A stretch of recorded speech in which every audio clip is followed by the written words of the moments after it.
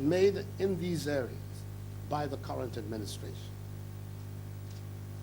We cannot be a modern society when many of our citizens are not adequately housed, and urban dwellers pay rents with advances that make it difficult for young people to start life independent of their parents.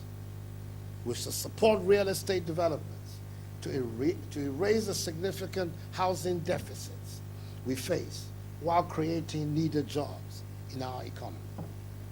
It is estimated there is a housing deficit of some 500,000 housing units with an annual increment of 100,000.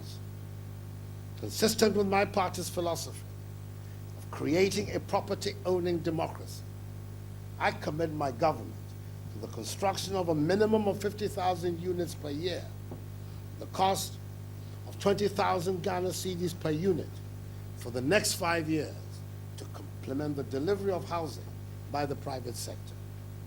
This will cost a total of 1 billion Ghana cedis, and 20% of these will be committed to renting by families that cannot afford to buy these houses. In addition to these changes, a modern society requires a good public health system and clean drinking water. We shall increase the resources for garbage and waste treatment significantly.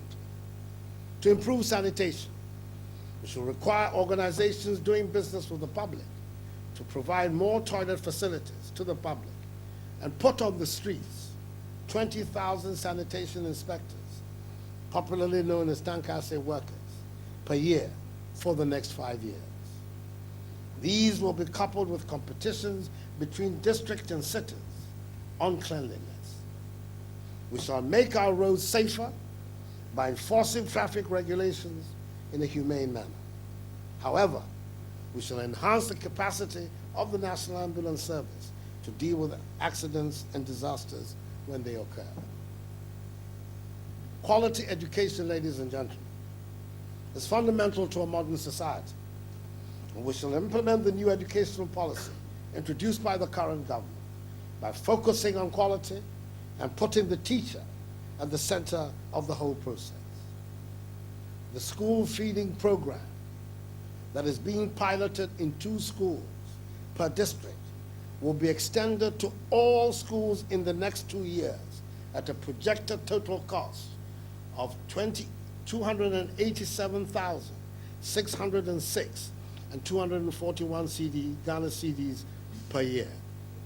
Currently, the cost of senior high school education is about 92 million Ghana cedis per year, of which currently the government pays 19%. Making this free and compulsory, which is my aim, the secondary school education, public secondary school education in Ghana will also be free, will cost an additional 75 million Ghana cedis per year initially, with the cost expected to rise as enrollment increases. To improve education, the teacher training colleges have been upgraded to tertiary level, and we should strengthen these colleges of education to improve the quality of our teachers.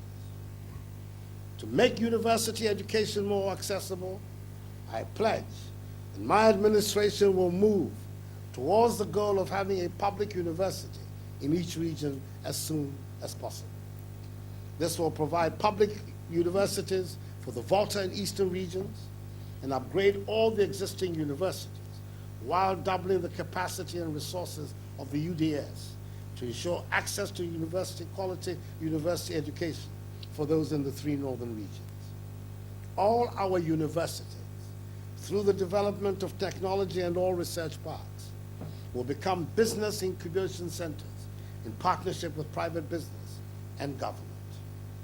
These partnerships will translate good ideas from the university into business ideas that can attract investment to create wealth and jobs and help drive our economy, while on the other hand, finding answers to the concerns of business. To make science education more attractive, government will absorb the additional use of fees for science students. While all the factors discussed here will help, nothing is more subversive of modernization than indiscipline. To be the modern society that we aspire to be, we must be disciplined and obey the law and insist that others do so as well.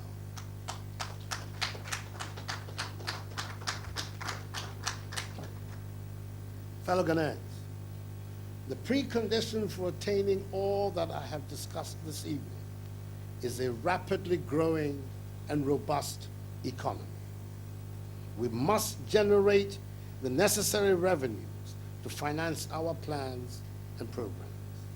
Fortunately, the NPP has the team and the record of performance to assure Ghanaians that we can deliver.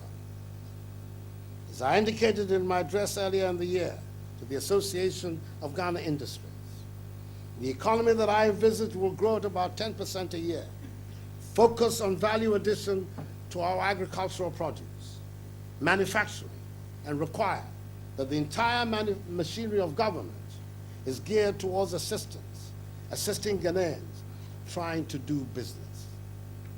I pledged to reduce the time for processing applications for business significantly, to require government, by an amendment of the public procurement laws, to purchase half of its needs from local sources, and to require timely payment for work done. All these will increase economic growth. All these will help the transformation of our economy into one where we export products to which we have added value instead of raw materials. The foundation of such an economy is the modernization of its agriculture. We must irrigate our agricultural land, particularly in the north and the Accra Plains, give farmers technical help, as we did with the cocoa spraying, provide technical assistance through extension workers, and reduce post-harvest losses by building storage facilities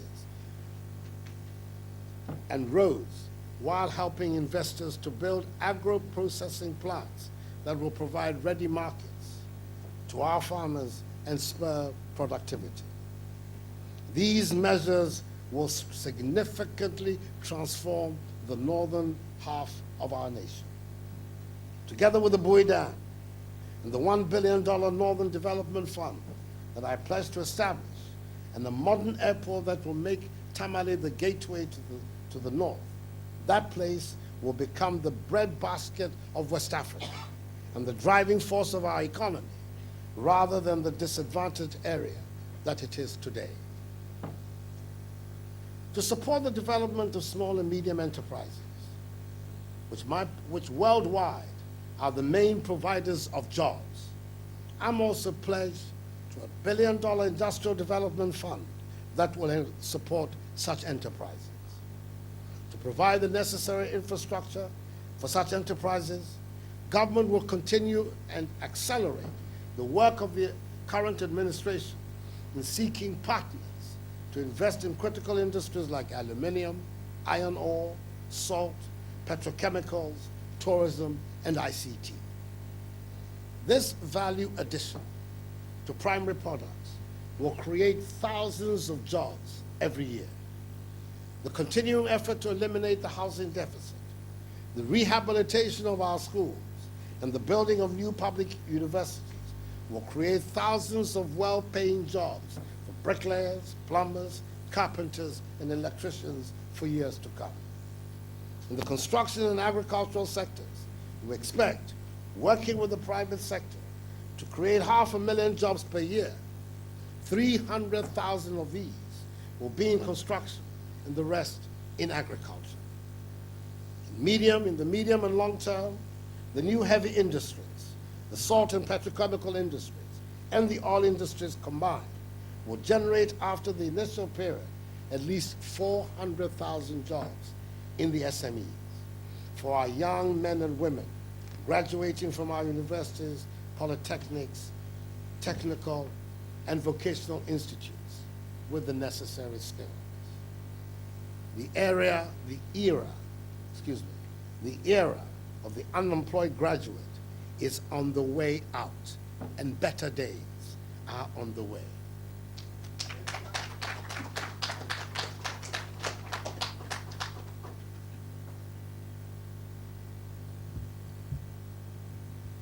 The transformation of our economy will make Ghanaian businesses very competitive in West Africa, Africa, and the world. As the empowered Ghanaian businesses become stronger and more resourceful and more successful, they will need bigger markets.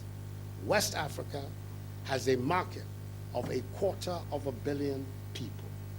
This means that a peaceful, more prosperous West Africa is in our economic interest. My government will work to strengthen ECOWAS to have peace in our region, so that all who travel and engage legitimately in pursuit of goods and services will be protected. Too often, security forces in various countries prey on successful traders instead of protecting them. Government, aided by my experience as foreign minister and my familiarity with both official languages of West Africa, stands poised to lead an unprecedented collaboration in West Africa that will unleash peace and commerce and inure to the benefit of all who live in our West African neighborhood. Fellow Ghanaians, ladies and gentlemen, we need to take a firm step into the future if we are to be part of the rapidly growing global village with its attendant technological advancements. I shall lead by example through a hands-on approach, working around the clock to restore the culture of hard work. I shall create an efficient and effective public service that delivers to the expectation of our people. I'll be action-oriented, demanding of results, chase progress, and will not tolerate bureaucratic inertia. I have a strong desire to serve Ghana with a clear conscience, pure motives, and a solid character. I will offer a leadership of competence, courage, compassion, and commitment. From Pusiga to Axim, from Hamele to Kita, we all by fate are Ghanaians, and Ghanaians first. We have to emphasize the things that bring us together and ensure that the peace of our stability of our nation continues to be maintained. I believe in Ghana, and I ask you also to believe in Ghana. We are moving forward. Yeah, koyanim. One yawa here. Thank you. God bless all of you.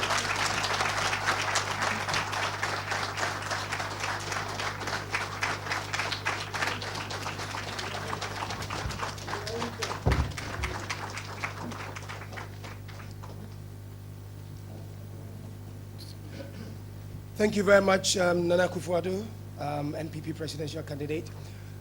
Radio listeners and TV viewers of tonight's event are welcome to send in questions by text. Send them to MTN, short codes 1422, One Touch is 3003, and Kasapa and Tigo are both 997. And now we move into the question and answer session. Please keep your questions short and straight to the point. If you'd rather make suggestions, then I suggest that you make them to the candidate or to his campaign office personally and directly, rather than here, so that we'll have adequate time for those who wish to have responses directly from the candidate. So perhaps I should set the ball rolling, and I'll do that by reiterating a question that's been sent in from Gewa. It doesn't say where he or she is sending this from, but the question is to the candidate, Mr. Akufo-Addo. What will you do to bring lasting peace to Bawku? I think that all of us are aware that we have the, unfortunately, in some parts of our country, these intractable local conflicts, largely associated with chiefs. For myself, I see two matters that we all have to focus on. First of all, our national constitution and our laws have provided a framework for dealing with chieftaincy. Ever since 1969, the Second Republican Constitution, efforts have been made to try and insulate chieftaincy from executive or political interference and contact. So that the whole process, for instance, of nominating, selecting, nominating, installing the chief, if there's wing of it, you go to the regional house, if it's the case of a paramount chief, the judicial wing of the regional house of chief, and it goes up to the national house of chief. I think it's important that we do our best to make that framework happen in the area of chieftains. And as much as possible, the resolution of problems involving the chieftaincy institution, if they cannot be done amicably consensual within the various royal families, are dealt with in the manner that the Constitution has prescribed. And that therefore leads well to the second thing. As much as possible, it's difficult because politicians all over the world will meddle wherever there are people. But as much as possible, also to try to insulate some of these conflicts from the whole process of political polarization. Because beyond everything else, I see that as what really underlies the persistence of these conflicts. Some groups have long-standing political allegiances to a particular political family or tradition, and the other to the opposite one. And whether or not there are attempts by themselves to try and resolve their problem, for some reason or another, the political forces involved will find their own reason for maintaining the conflict and keeping it alive. These are the matters that we all need to look at carefully. Because really, like it or not, the existence of these conflicts do not inure to the reputation of our nation. That we have a situation every now and then, periodically, there's an outburst of violence involved. What has happened again, these are not to the interest or the advantage of our country. And I do not believe that they can be the interest or advantage of any particular political force, no matter how much they tend to exploit it. So first of all, let's have this clarity on what we want to do. Clearly, there are many, many other things that we need to do. The various peace-building processes that have been undertaken in Boko, we have to give it the opportunity to work. And the larger issue of how we can generate prosperity and economic activity in these areas, of course, has to be the fundamental matter that we need to address. I'm a strong believer that busy people don't have the time to fight, but idle hands have a lot of opportunity to create mischief. And the less idle hands that there are, the areas of Boko, Pusiga, Zebila, and the rest, the more chance that we will have of being able to find a resolution for this problem. But it's important that at the center, whoever has the executive power, as much as possible, take an even-handed approach to the resolution of the problem. I believe this has been one of the strengths of our current president, that he has consistently tried to project himself into these conflicts as an honest broker. As we know, he's speaking right now, the Boko Nabaisia in Accra, meeting with the president of the council to try and find, to continue this dialogue that we have initiated these last few months, to try and find some sort of lasting solution. They are not easy. I am not standing here suggesting that these are conflicts or problems that have a wave of a magic wand can be resolved tomorrow. They're deep and long-trenched passions and interests at stake. But we can make a solid beginning. If those of us in political life make a conscious effort, that's why, for instance, I'm very happy to see some of the developments that are taking place. And for instance, all the members of parliament from the area, from both sides, MPP, DNC, the NBC, are trying to find a way to work together in the parliament, to adopt a common way of trying to resolve this problem. I think that's a very healthy development. And we must encourage them to continue to work in this collective and community. I don't have some magic formula that I'm going to put here before you as to how the conflict will be resolved, other than to say that we have to continue to work at it all the time until peace comes there, peace comes with that one. Because so long as these areas are solved in the body politic of our country, to that extent we continue to have some drawback from this very important effort we're making to move Ghana as a modern nation. Thank you. On behalf of Network for Women's Rights. In your presentation, you made a lot of comments about the macroeconomic framework, particularly in terms of how the NPP government has been able to stabilize the macroeconomic framework. But I'd like to point it out to you that at the same time, inequality has increased. And one of the reasons for this is because originally we used to support very much the small-scale productive sector with specific reference to agriculture, where many poor rural and urban people find their livelihoods.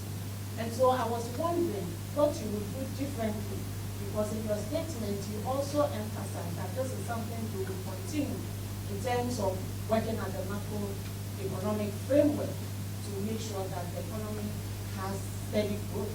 So I was wondering what you would do to address the increasing inequality. I think that the premises sometimes of questions becomes themselves an issue before you can even move on the premise. I don't accept the premise that there's been growing inequality in Ghana. I believe all the indices are that poverty in Ghana is being systematically reduced. If that is the case, then it points to a different conclusion than what you're saying. But nevertheless, let's proceed on the principle of what we're going to do about small-scale farming. I don't think that there has been a government that has taken on the issue of not so much subvention, support, especially our cocoa farmers, like the NPP government has done. The cocoa farm, the cocoa industry is the greatest employer in the rural economy. If you agree with me on that. And if that is the case, the cocoa farms, as you know, in our country, are done on a small-scale basis, family holdings, small groups of people. When you're looking at the inputs, the government has provided the sector. We're talking about the spray, the availability of technical assistance through the extension workers, scholarships that are being granted for the children of cocoa farmers, the increase in the producer price, the fourfold increase in the producer price that has taken place in our time, the growth of output. We came to meet cocoa production at some 330,000 tons a year. In the last 5 years, on the average, we've been doing at least 600,000.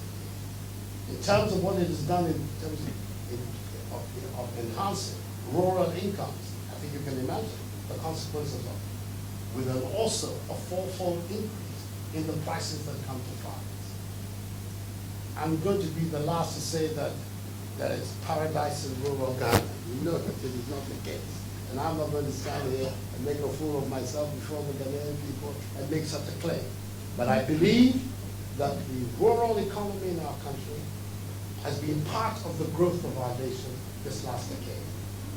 Yes, there are still significant income differentials amongst our people. We're going to have to find some way of narrowing and bridging that gap so that the whole process of national development has an all-inclusive favor. But I believe that a lot of good work is being done. What I'm thinking, what I believe should be the next phase, is how we can now move to large-scale commercial agriculture in that. I really believe that that has to be the way in which we can feed ourselves more cheaply, more abundantly, then also be able to generate the raw materials and resources we need for, hopefully, what is going to be the industrial revolution take off in our country. That's the way I think. I'm thinking very much of the northern sector of our country. When you look at its demography, look at the land structures there, could be a really focused center for the big agricultural takeoff that we all want to see in that. These are some of my thoughts. My name is Frank Boja. I'm from Women in Law and Development in Africa, World of Council. I would like to ask a question on gender. That is, Ghana has ratified a lot of protocols, conventions on gender equality. However, we still have no representation of women in various government sectors. I want to find out from you, and if you promise to guarantee that the vice president will be a woman, and also if you appoint 40% of women as ministers and also to government boards, commissions, and trusts. The first question. I also give you that guarantee here. I would be in a lot of trouble with my party. They have, first of all, to sanction this. I'm the leader. I don't own the party. I'm just the current leader of the party. And there are processes we have to go inside our party before the decision as to who will accompany me on the ticket. But let me say, and I'll say so unequivocally, in principle, I have no objection, I have no prejudice or hostility to the idea at all. If the consensus in the party, and the thinking in the party is that I should be partnered by a woman, I'll love it.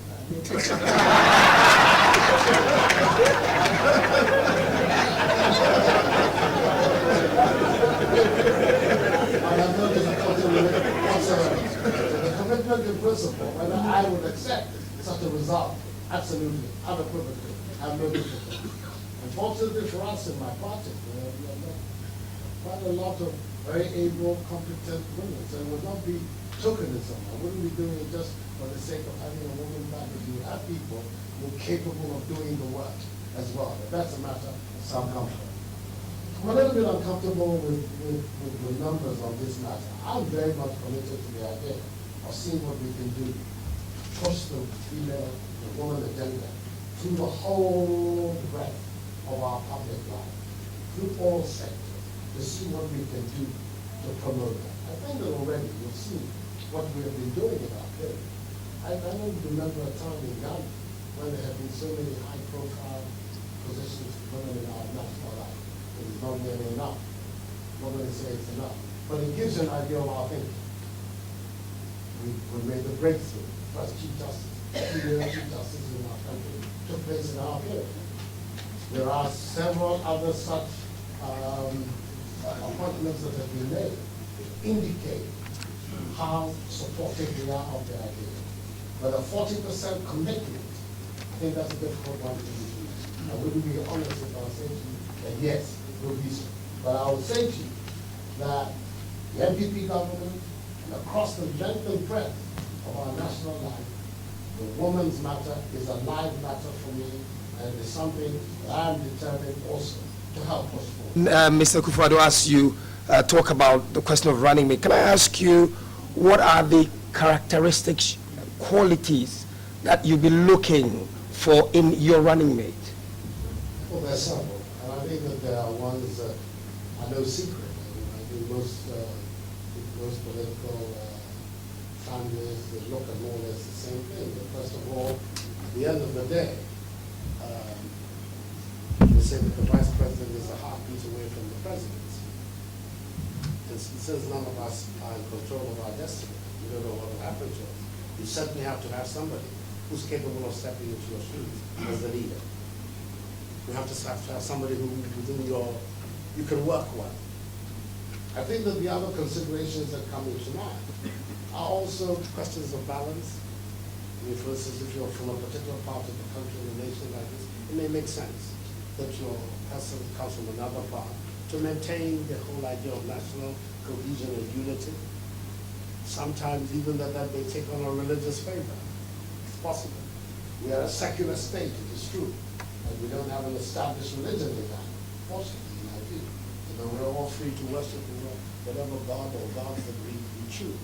But I don't think that we can deny the fact that there are important religious formations in our country.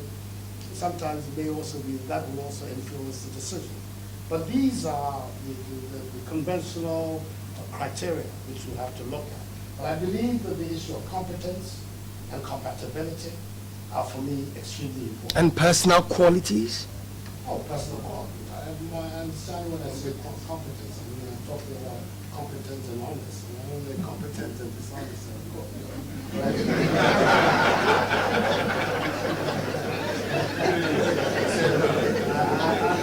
I'm assuming that honesty and integrity are very much part of what we're looking for in this.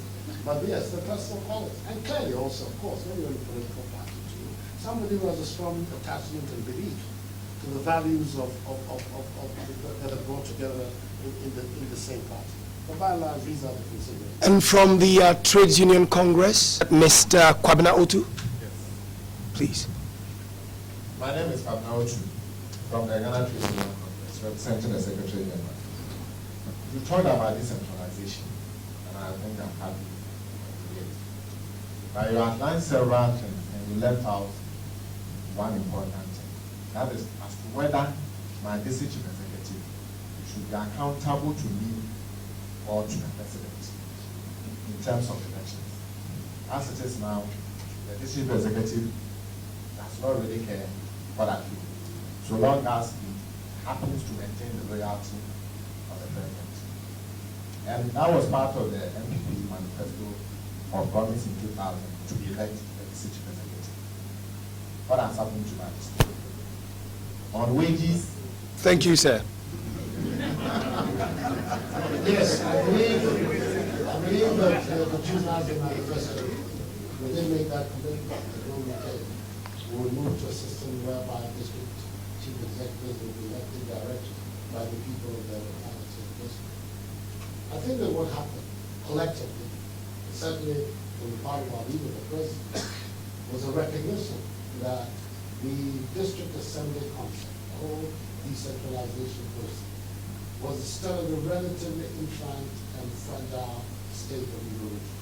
And that therefore, it was better to leave the system as it was, to try and consolidate and deal with these larger political constitutional matters when you are satisfied with the system has really taken root.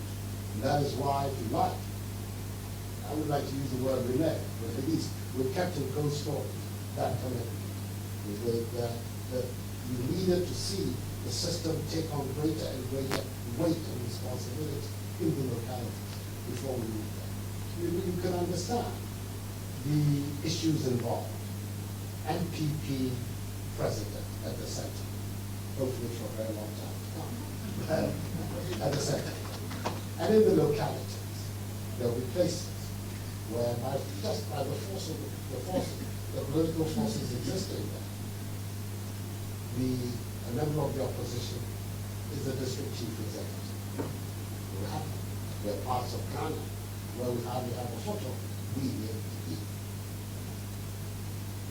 The relationship between that district chief and executive, the regional minister, likely to come from the ruling party, and the president, that could be a very delicate relationship. And we believe that it is important for us to really look at all the implications of that before we move forward. It is the idea. It has to be what we all ultimately will have to get to. That if we really are looking for accountable government at the locality, that the local people elect their chief executive. But I believe that all that we're doing since the 1992 Constitution came into being, the Constitution of the Republic, is systematically to find ways of deeply democratic institutions in our country. I'm not 100% in agreement with you, the idea that because the nominating process is done by the president, that therefore there's no accountability by the chief executive. These are the people who know of several instances where nominations by the president have been rejected by the local assemblies. They have not been able to even, in some cases, in quite a few cases, they have not even been able to get through the first hurdle, let alone the second one of getting the 2/3. People have been appointed who didn't even get the original 50% which they're required to get before they try to get the 60%.